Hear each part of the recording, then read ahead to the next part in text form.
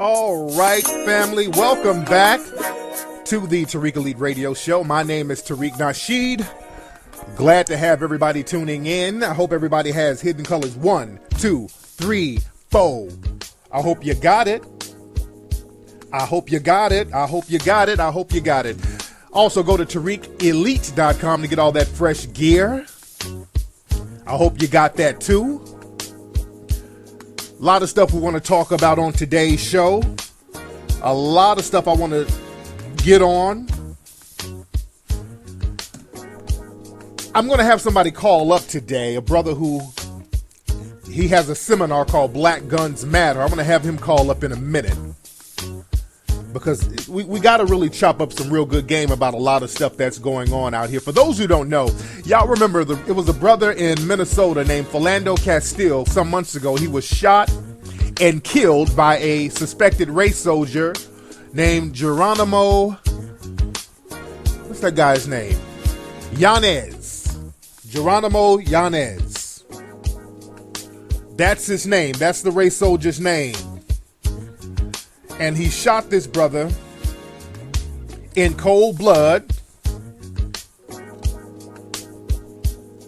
And they just charged this guy, the race soldier. And a lot of people are celebrating, but right now we shouldn't be celebrating them just charging this race soldier. We shouldn't be celebrating that. Hold on, let me listen to the room 1 second. Hold on. Can y'all hear me? I'm looking at the chat room. Some people say that there's no sound. Hold on, let me make sure there's sound here. Are we good as far as sound? Hold on. Let me go to Ustream and see what's up. Hold on. Once the Ustream people can't hear. Now that's what's up. Hold on. That's the problem. All right. All my Ustream people, y'all can hear me now. I saw the people in Ustream saying they heard no sound, but we're here. All right. I was looking at the chat room and there was a little technical difficulty. But like I was saying, this brother was charged with shooting Philando Castile. The brother, Philando Castile, his Second Amendment rights were completely violated. He was shot in cold blood. The media tried to criminalize this brother, but what was unique about Philando, this brother was clean as a whistle. This brother didn't have a jail record. The brother he worked as a cafeteria cook or something like that in an elementary school. The brother was just clean as a whistle. They couldn't criminalize the brother at all. They couldn't find anything to use to put dirt on him. And they tried to ignore the case, but again, you know, if you're going to violate the Constitution, you got to have an excuse to why you're going to violate it. You got to have some kind of justification as to why you're violating the Constitution. And they didn't have a justification this time. So now they charge this cop, this race soldier acting as a cop. But the thing is, we have to understand there's all types of tricks and maneuvers that these race soldiers would use. We got to watch out and see if this guy opts for a bench trial instead of a jury trial. Because understand, you have all of these police unions that rally around these race soldiers who harm black people.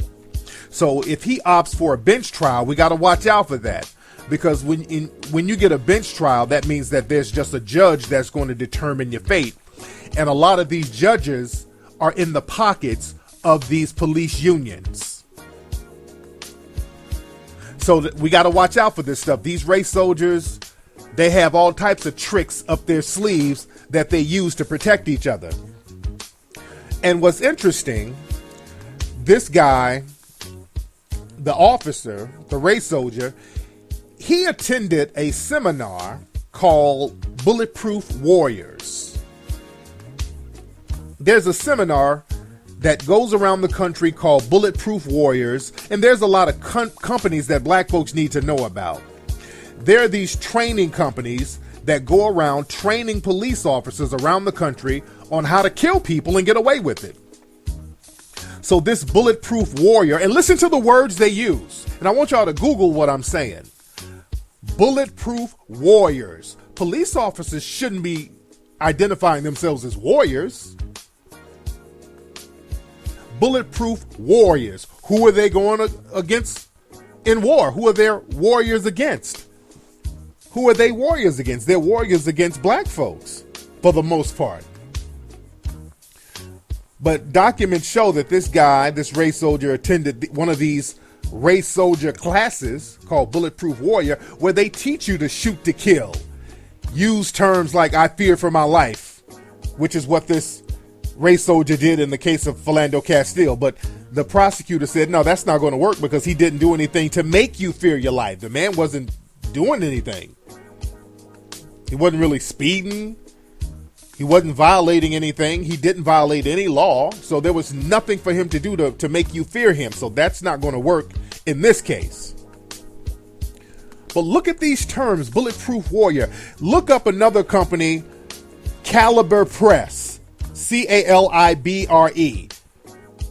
If y'all go to my Twitter, I posted links of some of these people that have these quote unquote training seminars that teach other officers and race soldiers posing as officers on how to kill and how to go around the Constitution and how to get away with it. I mean, they have seminars on this shit. There's another website called urbanshield.org. Look them up. You know, they'll disguise these websites as if it's some kind of community service bullshit. No. What they do, all of these people, Urban Shield, Caliber Press, Bulletproof Warriors, they have seminars all around the country teaching people how to go around the Constitution, how to make excuses and on how to execute people and get away with it. That's all they do. They make it seem like it's some type of officer safety training, but you get officer safety at your own precinct, basically. So why do you need to have seminars on officer safety? And what's interesting, the people doing the most killing of police officers are white.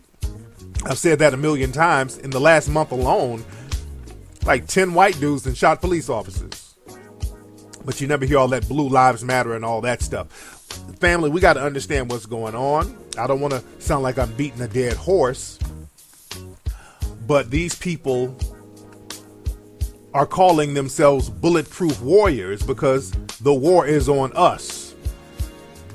As we know, Trump is in office. Trump is appointing open white supremacists to his cabinet.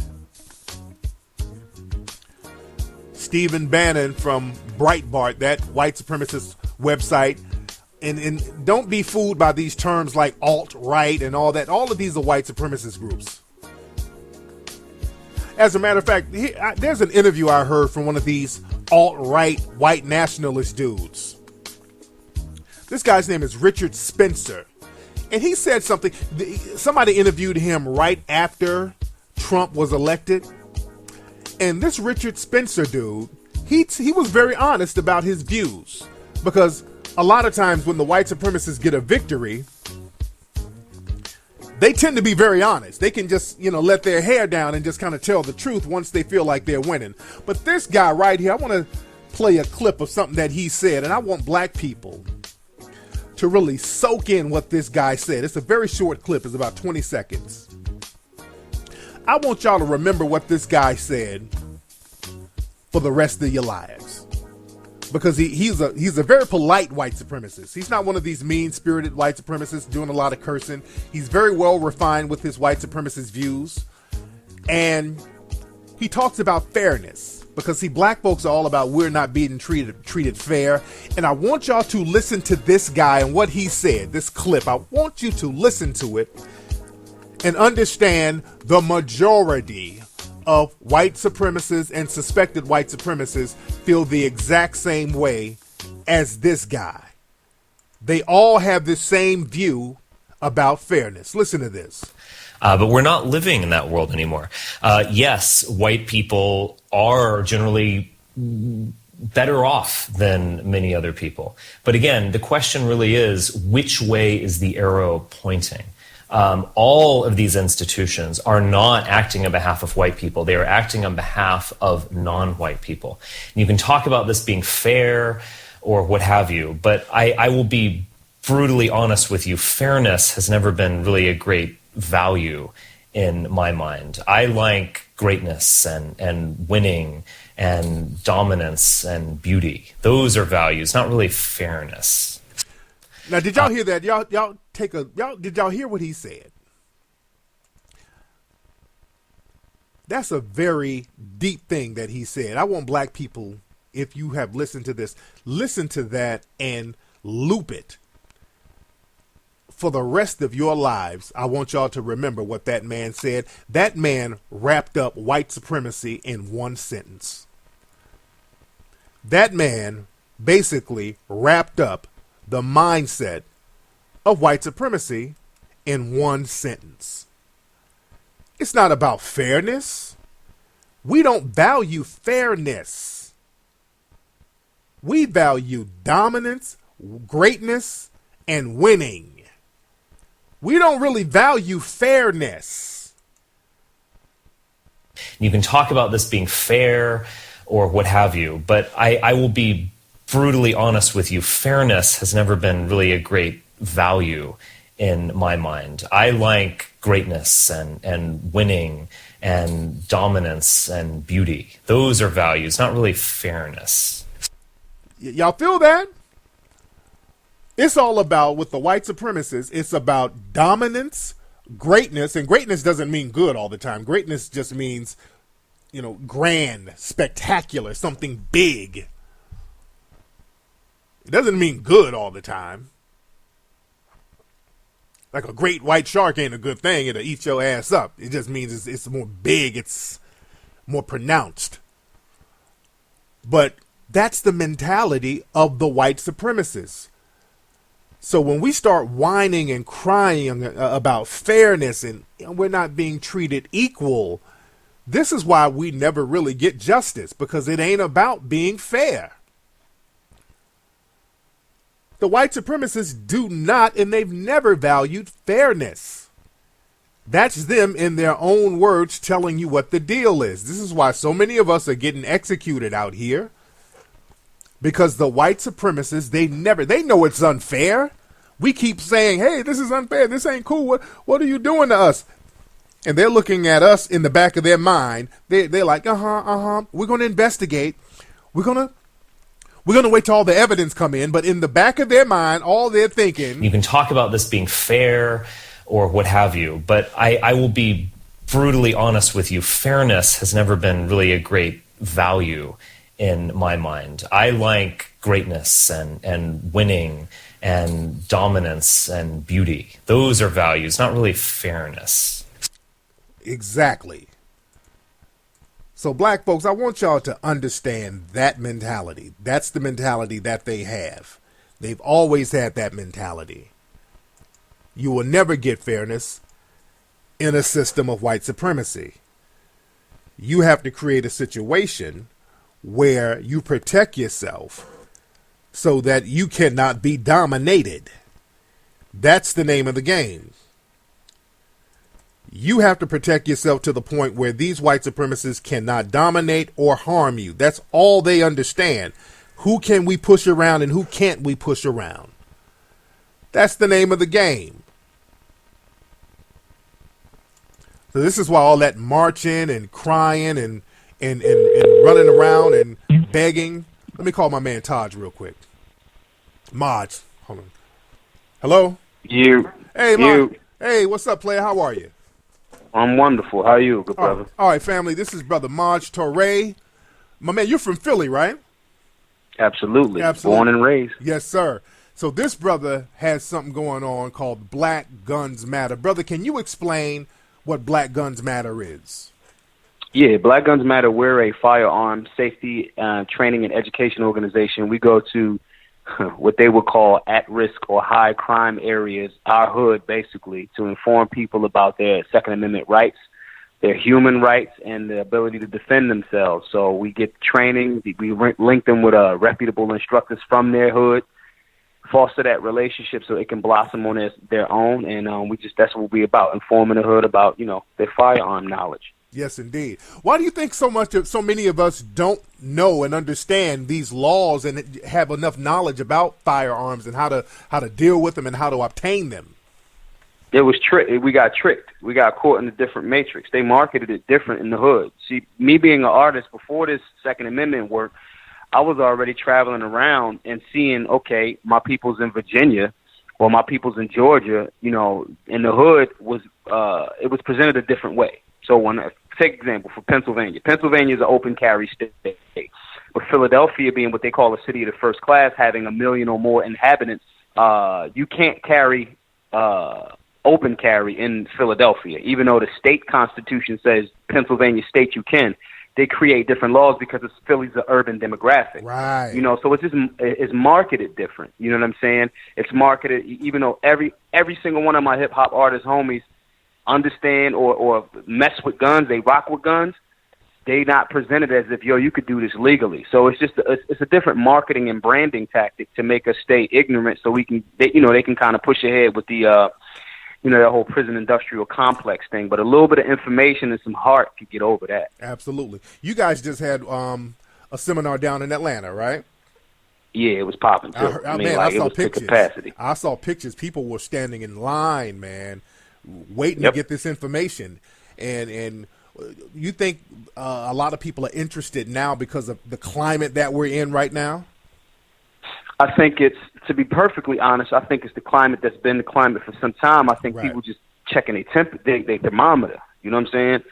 I also think that with Trump being elected or being president-elect, in a weird way, I think people that might have been closet wanting to learn more about firearms, especially in the hood, and because as aggressive as he is, we might be aggressive in a different manner. But it's like, oh, all right, well, he rocking with guns, and if we believe in that, that presidential thing, okay, well, if he cool with it, then all right, I should do it too. So that's actually helped in a weird way. But I think it's the climate. I think it's one, they didn't have me walking around. They didn't, and I'm not saying it on an arrogant tip. I'm saying it on the tip of they didn't have somebody from the hood going, yo, I'm going to explain this to you in a manner that you understand and you can smell the authenticity on me. We from the same place.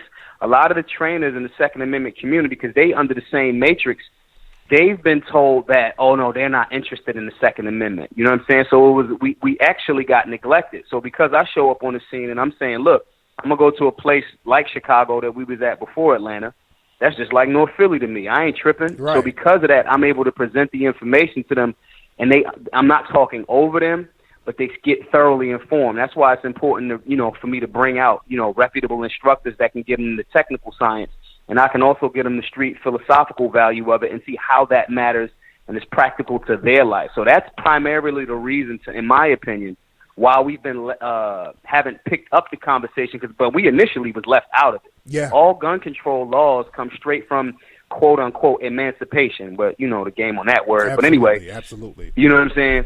After all of that happened, it was like, okay, we need laws. We need laws to stop these newly, freed African people or people of African descent.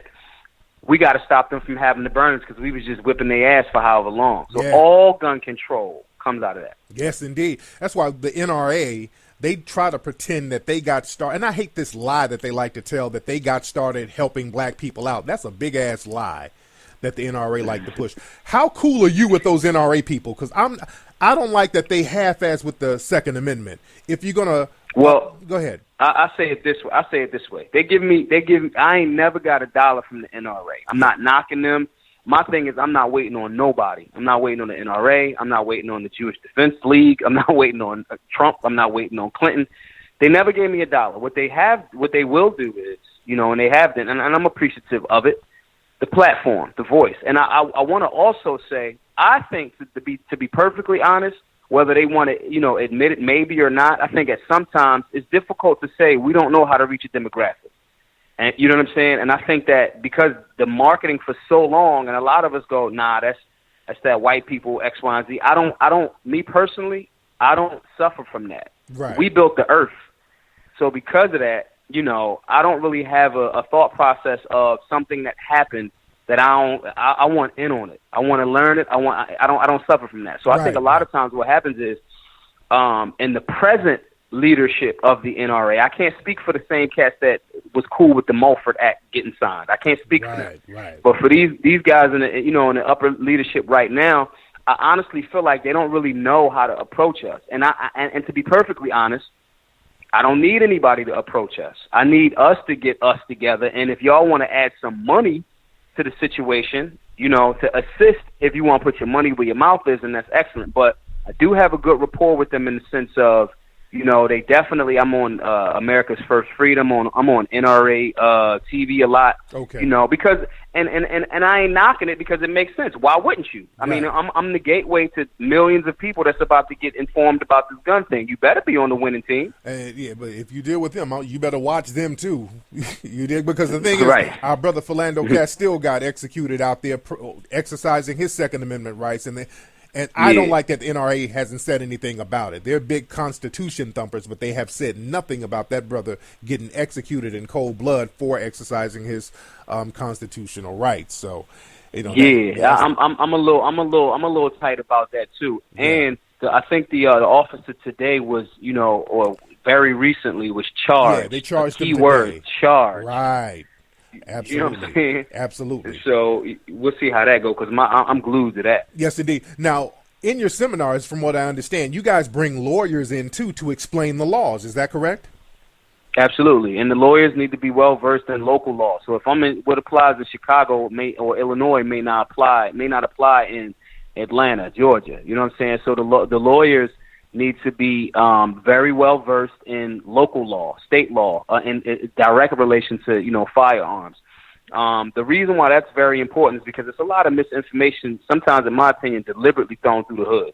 Now, ignorance of the law is no excuse. Right. So lawyers are like little gatekeepers. I say this a lot. Lawyers are gatekeepers. They can get you in. They can give you the information, even if you start to apply some of it for yourself.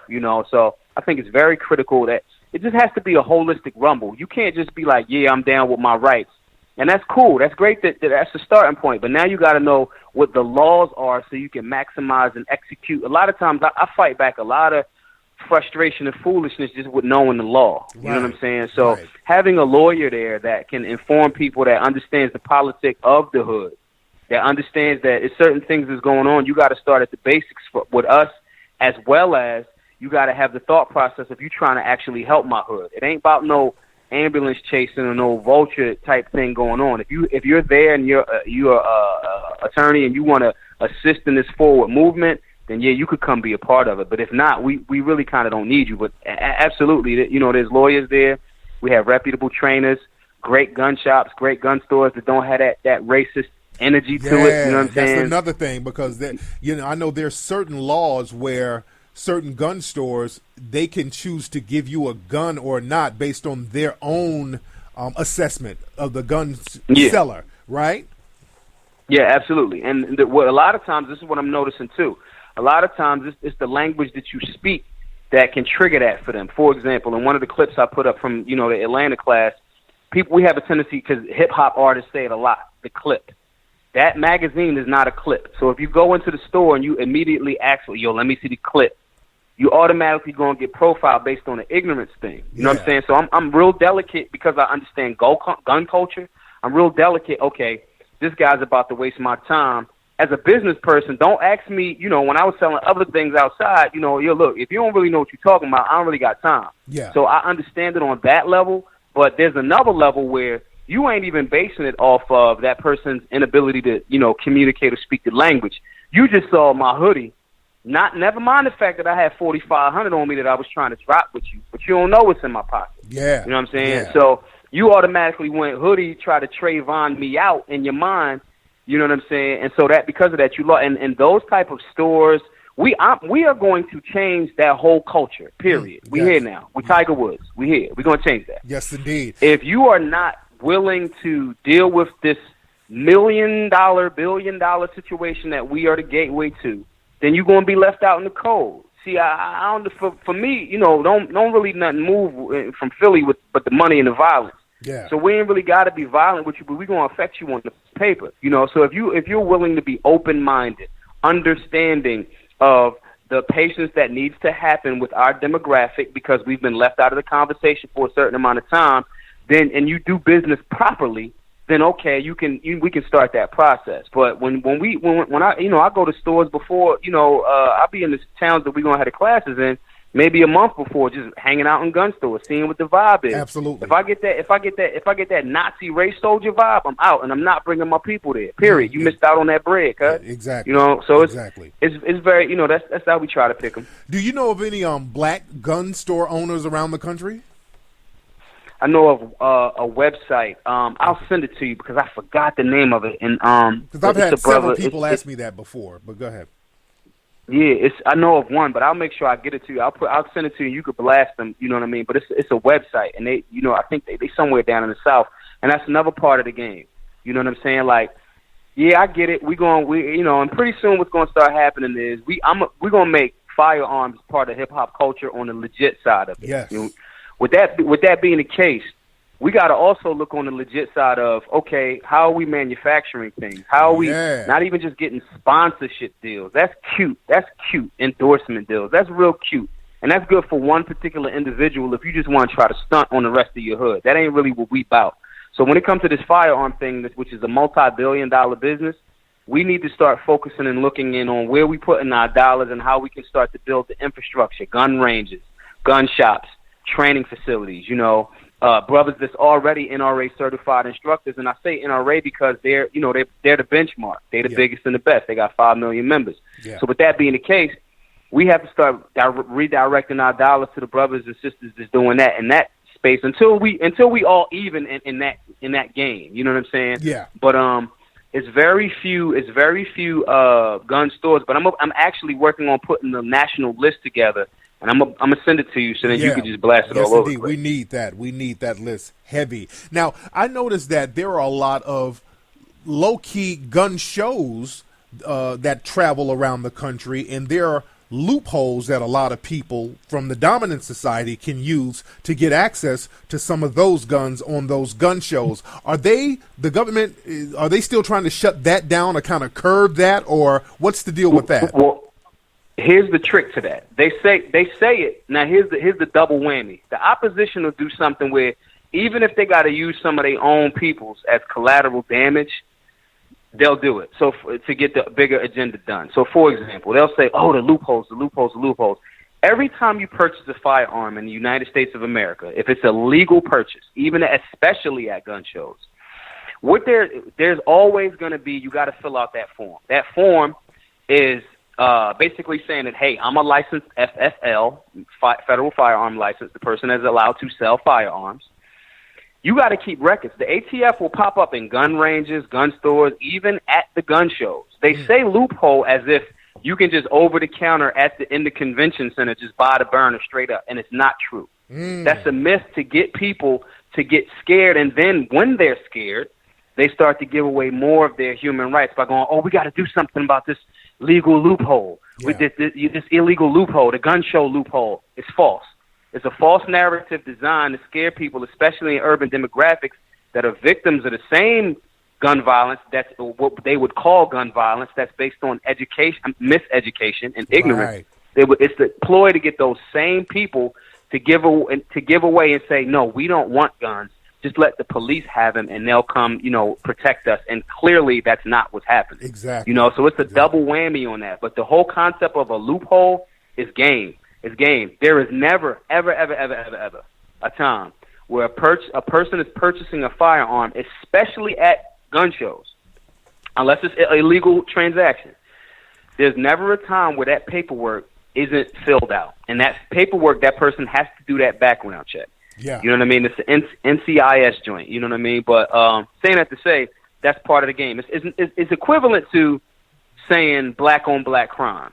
You know what I'm saying? Right. It's to get you all riled up and scared to say, "Oh, the police got to protect us from ourselves," type of thing. Right. As opposed to, well, what about the violence is about proximity. If I live in Beverly Hills and I'm white and I live next to the white bull, if we get into a fight and he call the cops, that's white on white crime. Why that term ain't thrown around so loosely? Exactly. So it's very similar in that regard. And I noticed something else in the dominant society, in white society, they teach each other how to get guns when they are felons. Because see, black people, we're told if you're a felon, it's a wrap for you.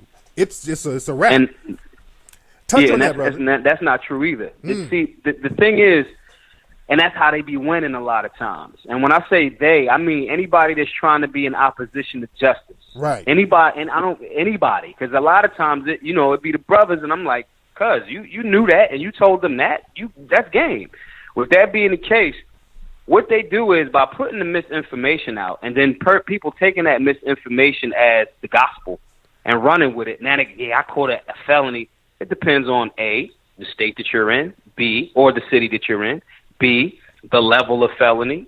You know what I'm saying? It's also times where there's cases where people have written to the governor to get that, overturned, and they can get their rights restored. Yeah. So it's never the end of it. You know what I'm saying? It's never the end of it. But a lot of times they float that misinformation out there to keep people miseducated, as opposed to looking at the actual statute. Everything in this matrix is designed and governed by a statute. You can find a statute for everything. If one of them you don't like, you can rumble to get that statute overturned and changed. You know what I'm saying? We just have to be willing to rumble every lane of it. You got to, you got your gun knowledge, you got your AR, you got your handguns, you got your license to carry. Okay, now what laws are in violation of your human right via the Constitution, state or national Constitution? Absolutely. Now, instead of you throwing that money at the strip club, how about you put some of that bread to the side and you put some money up for the lawyer and do a little bit of research so you can start to attack and overthrow some of those laws. And then you can balance that out with people saying, look, if you ain't helping us, Walmart, we don't like this particular law in the state. We actually want y'all to be able to sell shotguns in Philly. So y'all should get with us and get behind the situation to overturn that. And if not, for the next 6 months, ain't nobody going to Walmart. It has to be a holistic attack, because their attack is damn sure holistic, and it's 24/7, damn near 25/8. Yeah. It's heavy. What do you think? How do you think it is the importance of having almost like black militia groups or black security groups to protect black neighborhoods? Because I noticed down in certain cities, you got white militia groups that's very open. They protect their cattle and they protect their communities, open carry. How important do you think it is for black folks to do that?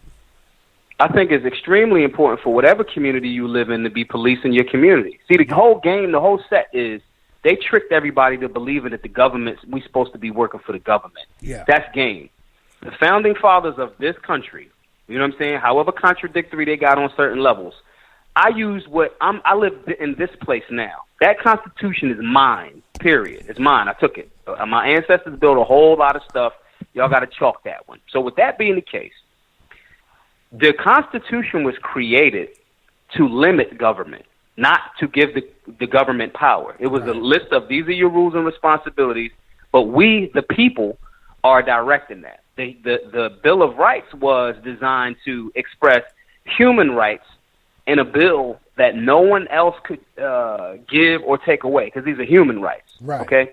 With that being the case, the part of my community, as me, the people, if I live in this community, we have a right and a responsibility to be a well-regulated militia to defend ourselves from all threats, foreign and domestic, just like the brothers did over at the Bundy Ranch, period. Absolutely. I try to I tell people about that militia clause in the Second Amendment all the time.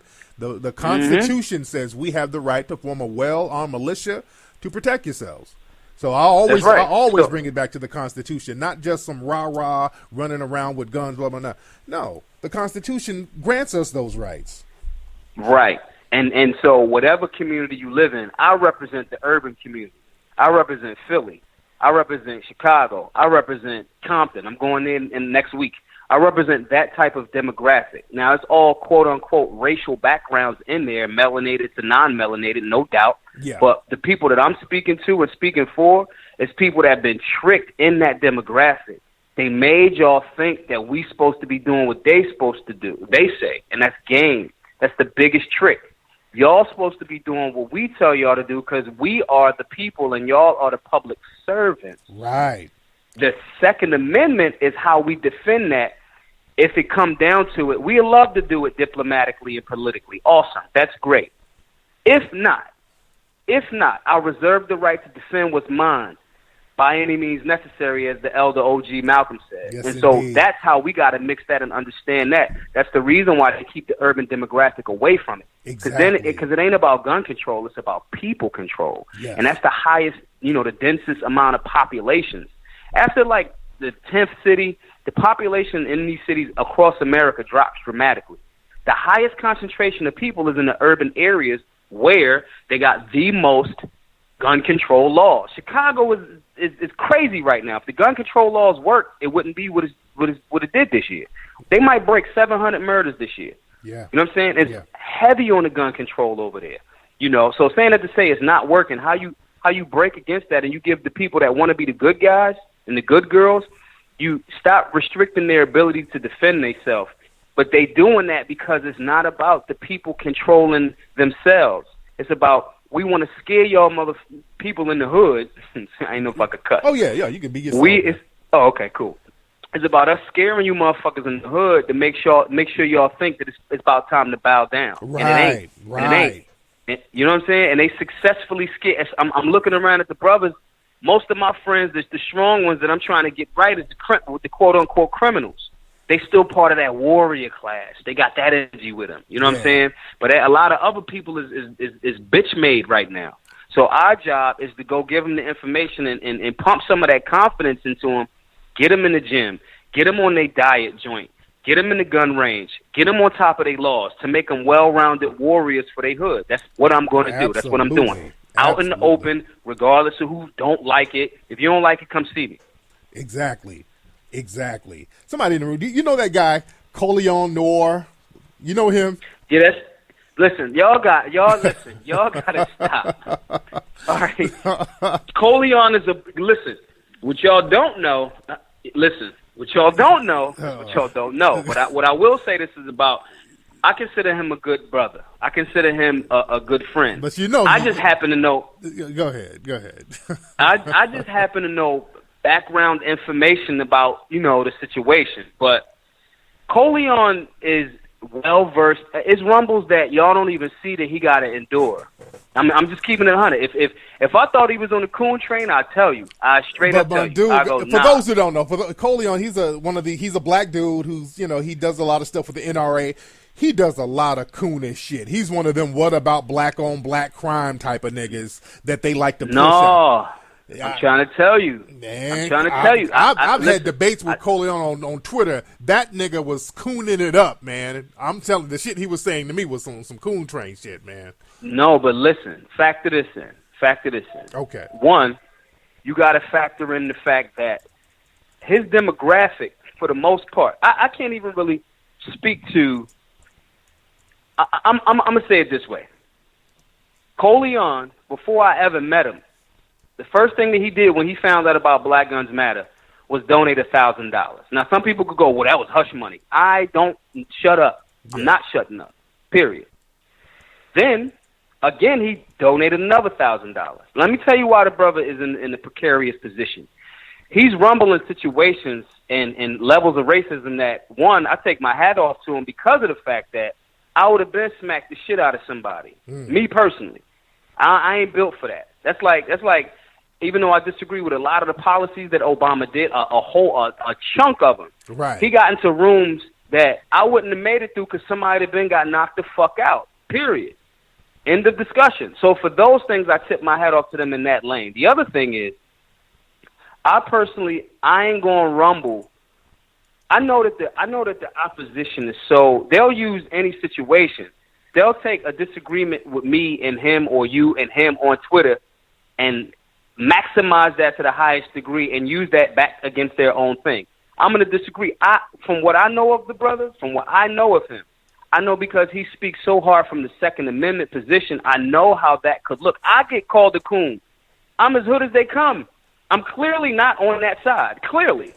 I get called a coon, a house nigga, really? A lobbyist, a pawn for the gun lobby. You know how the death threats go. Mm-hmm. You know what I'm saying? Mm-hmm. So it's like, I understand his position, and for me and our interactions, it has never been anything other than, look, man, we got to do this work. And because he speaks from such a hard Second Amendment position, people think that he ain't peeping or aware of the things that's going on in the hood. But generally, the hood, that wasn't his demographic. Not to say that he isn't speaking the hood issues. And that's my you know what thing, I'm saying? bro. But it's like, this is my go thing. ahead. This is my thing. Because, see, cats like that, I don't fuck with no fence-sitting niggas. I don't fuck I with feel them. you. Yeah, if nigga, get off the fence. If you're going to be over here buck dancing for these white folks and then come over here and act like you down, stay the fuck over there. I done had a debate with this nigga, and there's some Coon juice in that nigga's cup. So I'm cool on him. Now, yeah, he might Listen. be, yeah, go ahead, brother. I'm going to say this to you, Tariq. The first time that we ever interacted, you might not remember this. You got way more followers than me on Twitter, especially. Mm-hmm. I was in the middle of y'all having a Twitter war. Yeah. And the first thing that I said was, how cool would it be if we disagreed in private and figured out a way in the areas that we could work together? I still champion that position. Right. When you said, Maj, I want you to come on the show, in my mind, I'm like, I'm glad you brought the brother up, because I'm like, look, I am going to figure out a way that I can get these brothers to somehow work together. That's what my goal is, because not on no, and I'm not, be clear, I know him. Not on some, oh, let's be cool for those people that don't understand. I don't give a shit about somebody from a different demographic that don't understand the hood, that don't see where we come from. I don't give a shit. As long as I could come back to Philly and be straight, I don't give a damn about Beverly Hills. I'm not rich. I don't care. With that being the case, I want to figure out a way that we can work together on something. I understand you disagree on certain areas. I disagree on certain areas. With, just a lot of things. What I want, brother, my thing is, at this point, at this juncture, things are so critical for us. I want black folks around who are down, just really down, ready to go, ready to protect the communities, ready to protect each other. That's why I eliminate any traces of coonery. That's why I'm just not interested in dealing with anybody who I assume to be a coon at all, because we've done that. We as black folks, we have this thing where we try to say, okay, I'll work with this guy and hopefully I can change his thoughts. Fuck that, man. We need a militia who's on the same page. I don't want a motherfucker getting around me and then getting around white folks and what about black on black crime, telling everything we doing. I want us to be ready, locked, loaded, stock, barrel, money popping, economy popping, protection game popping, because these white supremacists aren't playing. They don't play games with anybody who sits on the fence. Look at those Trump election rally footages where you had people coming in opposing Trump. I'm talking about white people, and they were throwing white people the fuck up out of there. Like, get out. You ain't on code? Get your ass up out of here. And that's how I want to be with these coons. So this is what we're going to do. Yes, sir. Me and you going to get some work done. Yes, we are. Figure it out. That's still again, these are still all my people. Our people got, it's like my homies is all the way savages. I'm like, cuz, you got to come at least get the lockbox. Come on, get some training at least. I can't take you to the club with me because you might shoot shit up, but you can at least come down to the gun range with me. You know what I mean? So with that being the case, I'm making myself available to you so we can figure out how we can get, because we in alignment. You ain't said nothing I disagree with in the regards of, us getting holistically as a community, getting our situation, the urban demographic popping. So we going to figure that out. Yes, indeed. And folks need the information you have, brother. People need that. The streets need that. We need it. It's not just need. It's damn near essential at this point. So I'm definitely rocking with you. Where's your website, man? How can people get in touch with you, Maj? If they want to hit me directly, they can hit if it's on Facebook, it's official Black Guns Matter _Maj Toure. If they want to get at me on social media, Instagram and Twitter, it's at Maj Toure. Listen, if y'all want to support in any way, that's great. But even bigger than that, if you want to talk, if you want to get some information, if you want to communicate, if you're going through something, hit me up. It's my DM. I will respond immediately. I don't care if it's 4 o'clock in the morning. And outside of that, if you want to support financially, because we're doing all of this from the muscle. We doing our own Black Guns Matter hoodies and T-shirts, as well as our GoFundMe page. The GoFundMe page is GoFundMe.com/Black Guns Matter. And the T-shirts are at BigCartel.BlackGunsMatter.com. Yeah, I'm getting me one of those today. If I chop that up the wrong way, y'all hit me up. But either way, whichever way, if y'all want to support, if y'all see what we about, I don't care if it's $10, $20 on the GoFundMe page, if it's $50, if it's $100, support, because this is all for the people. It's all from the people. Ain't nobody. No doubt. Keep showing. Uh-oh. Buck dancing or nothing to get some money to. Oh, we're breaking up, brother. Hello, Maj. Okay, Maj, we're breaking up a little bit. We're losing you a little bit. Hopefully that Coon Colin Coleon didn't tap in with his Coon spirit on your phone. Okay, I gotta go ahead and hang up because my man, there were some technical glitches going on. But that was Maj Teray, man. I hope you guys hit up his site. Let me put my Mac and music on. He gave out all of his websites and all of his information, so that was good. My man gave out some very, very good information. That was a great thing. And that's today's episode of the Tariq Elite Radio Show. Glad to have everybody tuning in. I wish I could have had a better farewell to the brother, but there was some technical glitches going on with his phone. Maybe mine. Shit, who knows? But he got a lot of information out, which was good. I just didn't like cavorting with the coons. But anyway, y'all, that's been today's episode. Go find my brother Maj Teray, M-A-J Teray. Look him up. Go get some of those Black Guns Matters t-shirts. Support that brother. Let him know what's going on. Find out when he's having another seminar. Let me see if the phone lines are back on, real, because I want to give a good farewell to the brother. Okay.